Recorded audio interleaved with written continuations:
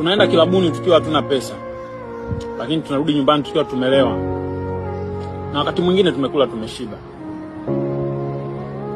Unaenda kanisani ukiwa una njaa na unarudi na njaa yako vile vile, na pengine usipate hata mtu wa kukuuliza jana ulikula nini. Magari yetu yanapotoka vilabuni tunakuwa tumejazana watu 6, 7, 8, wakati mwingine mpaka 10, tukirudishana majumbani, na tunahakikisha kila mmoja wetu anafika salama. Hata tunapofika nyumbani kwa mchizi wetu, hatuondoi gari mpaka tuhakikisha amefungua mlango na amefunga na ameingia ndani salama. Na hata akiwa ameondoka na gari jingine, baada ya muda tutampigia simu kuhakikisha ulifika salama. Magari yetu yanapotoka kanisani, wenye magari wanakuwa wanaongozana mmoja baada ya mwingine kuelekea majumbani mwao, na wataacha walokuja kwa miguu bila kuwapa lift. Wakati mwingine utakuta mwenye gari mnakaa mtaa unaofuatana, lakini pia atakuacha na hata jali wewe unarudije nyumbani.